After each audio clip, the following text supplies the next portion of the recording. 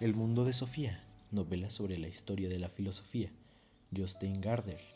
Traducción, Kirsti Bajetun y Asunción Lorenzo. Grupo editorial Patria. Ediciones Ciruela. El mundo de Sofía. Este libro no habría nacido sin el alentador apoyo de Siri Danevig.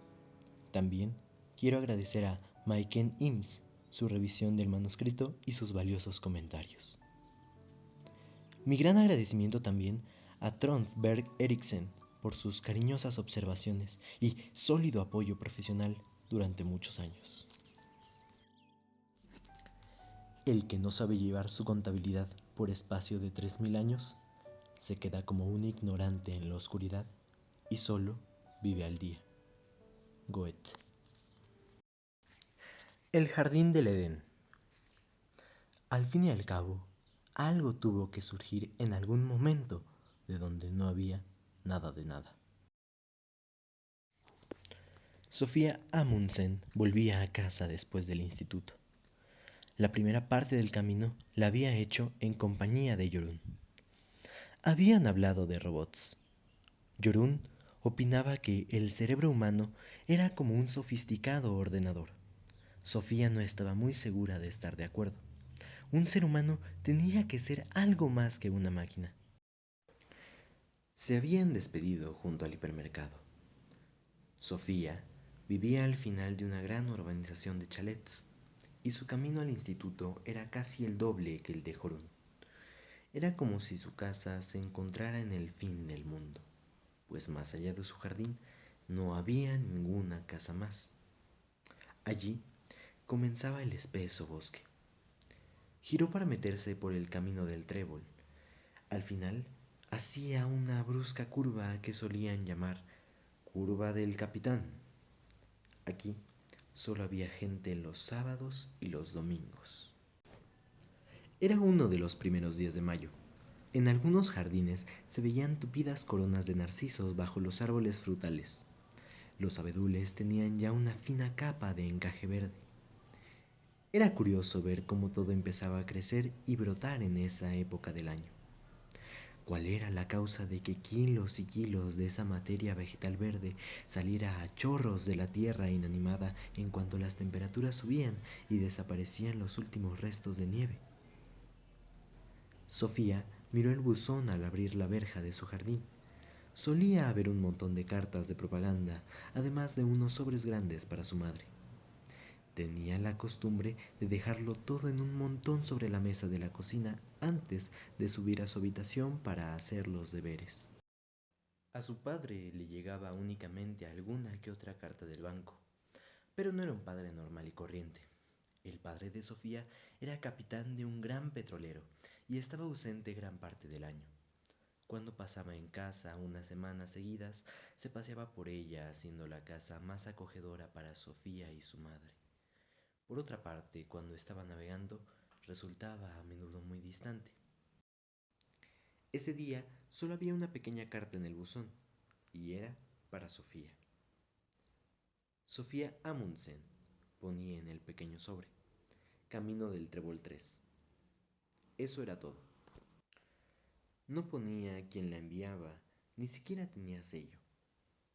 En cuanto hubo cerrado la puerta de la verja, Sofía abrió el sobre. Lo único que encontró fue una notita tan pequeña como el sobre que la contenía. En la notita ponía: ¿Quién eres? No ponía nada más. No traía ni saludos ni remitente, solo esas dos palabras escritas a mano con grandes interrogaciones. Volvió a mirar el sobre. Pues sí, la carta era para ella. Pero, ¿quién la había dejado en el buzón? Sofía se apresuró a sacar la llave y abrir la puerta de la casa pintada de rojo. Como de costumbre, al gato Shere Khan le dio tiempo a salir de entre los arbustos, dar un salto hasta la escalera y meterse por la puerta antes de que Sofía tuviera tiempo de cerrarla. Cuando la madre de Sofía estaba de mal humor por alguna razón, decía a veces que su hogar era como una casa de fieras. En otras palabras, una colección de animales de distintas clases. Y por cierto, Sofía estaba muy contenta con la suya. Primero, le habían regalado una pecera con los peces dorados, Flequillo de Oro, Caperucita Roja y Pedro el Negro. Luego tuvo los perillitos Cada y Pizca, la tortuga Llovinda y finalmente el gato atigrado Shere Khan. Había recibido todos estos animales como una especie de compensación por parte de su madre, que volvía tarde del trabajo, y de su padre, que tanto navegaba por el mundo. Sofía se quitó la mochila y puso un plato con comida para Shere Khan. Luego se dejó caer sobre una banqueta de la cocina con la misteriosa carta en la mano. ¿Quién eres? En realidad no lo sabía. Era Sofía Amundsen, naturalmente. Pero, ¿quién era eso? Aún no lo había averiguado del todo. ¿Y si se hubiera llamado algo completamente distinto? Annie Knudsen, por ejemplo. En ese caso, ¿habría sido otra? De pronto se acordó de que su padre había querido que se llamara Sinobe. Sofía intentaba imaginarse que extendía la mano presentándose como Sinobe Amundsen, pero no servía. Todo el tiempo era otra chica la que se presentaba. Se puso de pie de un salto y entró en el cuarto de baño con la extraña carta en la mano. Se colocó delante del espejo y se miró fijamente a sí misma. Soy Sofía Amundsen, dijo. La chica del espejo no contestó ni con el más leve gesto. Hiciera lo que hiciera Sofía, la otra hacía exactamente lo mismo. Sofía intentaba anticiparse al espejo con un rapidísimo movimiento, pero la otra era igual de rápida. ¿Quién eres?, preguntó. No obtuvo respuesta tampoco ahora, pero durante un breve instante llegó a dudar de si era ella o la del espejo la que había hecho la pregunta. Sofía apretó el dedo índice contra la nariz del espejo y dijo: Tú eres yo. Al no recibir ninguna respuesta, dio la vuelta a la pregunta y dijo: Yo soy tú. Sofía Amundsen no había estado nunca muy contenta con su aspecto. Le decían a menudo que tenía bonitos ojos almendrados, pero seguramente se lo dirían porque su nariz era demasiado pequeña y la boca un poco grande. Además, tenía las orejas demasiado cerca de los ojos. Lo peor de todo era ese pelo liso que resultaba imposible de arreglar. A veces su padre le acariciaba el pelo llamándola la muchacha de los cabellos de lino, como la pieza de música de Claude Debussy. Era fácil para él, que no estaba condenado a tener ese pelo negro colgando durante toda su vida. En el pelo de Sofía no servían ni el gel ni el spray. A veces pensaba que le había tocado un aspecto tan extraño que se preguntaba si no estaría mal hecha. Por lo menos, había oído hablar a su madre de un parto difícil. ¿Era realmente el parto lo que decidía el aspecto que uno iba a tener? ¿No resultaba extraño el no saber quién era? ¿No era también injusto no haber podido decidir su propio aspecto? Simplemente había surgido así como así. A lo mejor podría elegir a sus amigos, pero no se había elegido a sí misma. Ni siquiera había elegido ser un ser humano. ¿Qué era un ser humano? Sofía volvió a mirar a la chica del espejo. Creo que me subo a hacer los deberes de naturales, dijo, como si quisiera disculparse. Un instante después se encontraba en la entrada. No, prefiero salir al jardín, pensó. Sofía cogió al gato, lo sacó fuera y cerró la puerta tras ella. Cuando se encontró en el camino de gravilla con la misteriosa carta en la mano, tuvo de repente una extraña sensación. Era como si fuese una muñeca que por arte de magia hubiera cobrado vida. ¿No era extraño estar en el mundo en este momento? ¿Poder caminar como por un maravilloso cuento? Shere Khan saltó ágilmente por la gravilla y se metió entre unos tupidos arbustos de grosellas. Un gato vivo, desde los bigotes blancos hasta el rabo juguetón en el extremo de su cuerpo liso.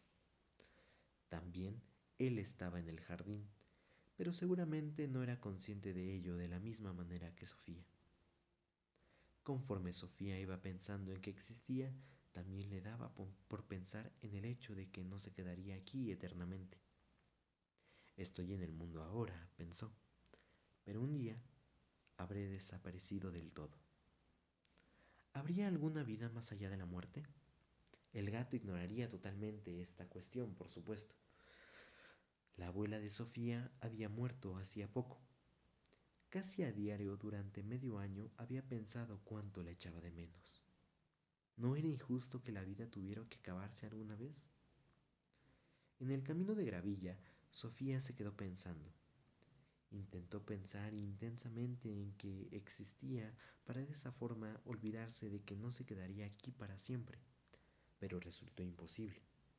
En cuanto se concentraba en el hecho de que existía, inmediatamente surgía la idea del fin de la vida.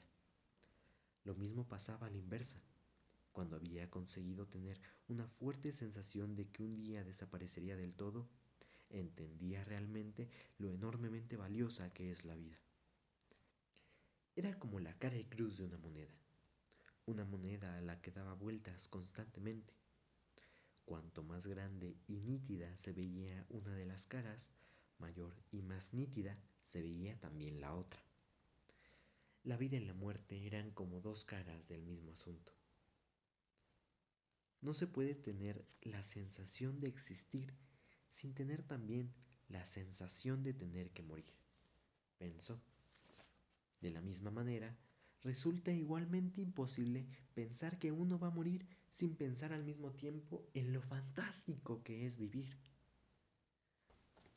Sofía se acordó de que su abuela había dicho algo parecido el día en que el médico le había dicho que estaba enferma. Hasta ahora no he entendido lo valiosa que es la vida, había dicho.